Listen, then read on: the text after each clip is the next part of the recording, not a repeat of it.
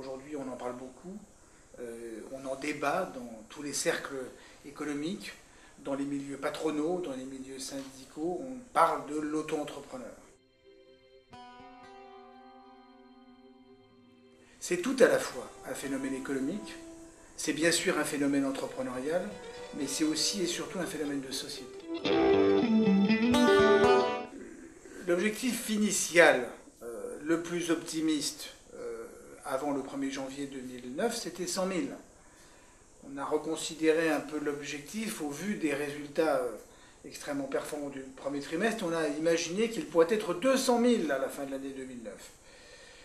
Ils seront sans doute 400 000 à la fin de cette année. Et j'observe que la place de l'auto-entrepreneuriat, si on compare la France à d'autres pays, voisins notamment, elle est d'environ 1 million dans les 10 prochaines années. Je pense que c'est une liberté. Et que lorsque l'on crée une liberté, manifestement, nos concitoyens en profitent, ils la prennent, ils la veulent. Et aujourd'hui, c'est une liberté qui plus est sans risque. Donc si vous associez un peu de liberté professionnelle, le moins de risques possible, et que vous engagez une démarche un peu rassurante auprès de toutes celles et tous ceux qui ont envie de le faire, eh bien vous avez le régime de l'auto-entrepreneur et vous avez surtout l'engouement des Français. C'est un statut qui a la vertu d'être cumulatif avec une autre situation, alternatif, on peut être un jour salarié, un jour auto-entrepreneur, ou bien on peut même être exclusivement auto-entrepreneur. Et donc c'est ces trois vertus qui font qu'on est dans la liberté.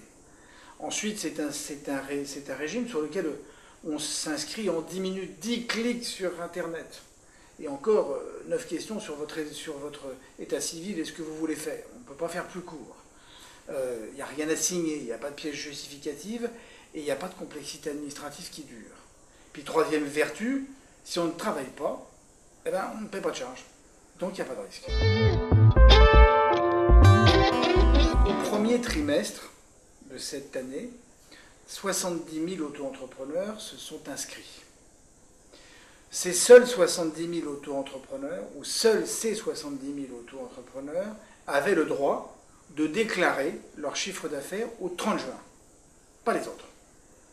Et entre le 1er janvier et le 30 juin, ces seuls 70 000 auto-entrepreneurs nous ont dit que pour 35 000 d'entre eux, ils avaient réalisé un chiffre d'affaires et que ce chiffre d'affaires était évalué à environ 9 000 € par mois. 1 sur 2, c'est satisfaisant? Par trimestre. 1 sur 2 qui déclare le chiffre d'affaires, c'est satisfaisant?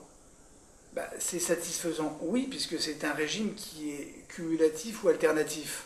Donc en réalité, ça prouve bien d'abord qu'il répond à la demande, ensuite qu'on n'est pas immédiatement en chiffre d'affaires quand on est auto-entrepreneur, on a d'abord la posture de l'auto-entrepreneur, et c'est ce que je vous disais, c'est un phénomène de société, et ensuite on est dans un phénomène plus économique. Et donc c'est pour ça qu'on a assez logiquement ce chiffre. Je vais vous dire, j'ai pas envie de faire de l'autoflagellation parce qu'il n'y en aurait qu'1 sur 2.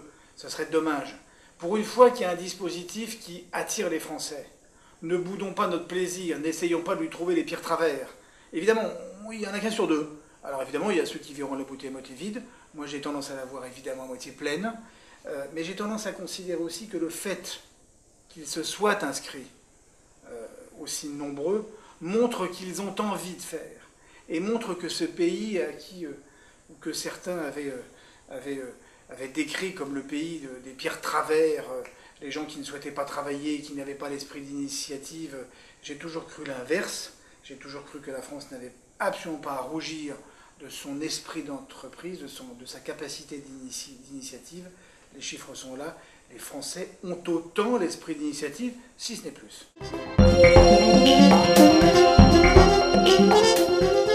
Deux pays souhaitent l'intégrer d'ores et déjà dans leur législation, et quelques autres, la Tunisie et le Maroc, et quelques autres souhaitent et on regarde avec beaucoup d'attention la mise en œuvre de ce nouveau régime, Canada notamment, et j'observe que le Time, magazine américain connu, et qui est connu aussi pour être parfois assez corrosif vis-à-vis de la France, eh bien, le Time reconnaissait que c'était là une des mesures sans doute les plus importantes qui avait pu se dérouler au cours des 2 ou 3 dernières années.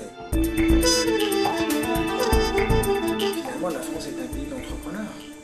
Mais observons juste un chiffre passé.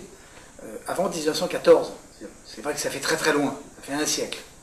Mais avant 1914, la France comptait 6 millions d'entreprises. Elle n'en compte aujourd'hui que 3 millions. Et j'espère avec les auto-entrepreneurs que nous allons franchir le cap des 4 millions très vite.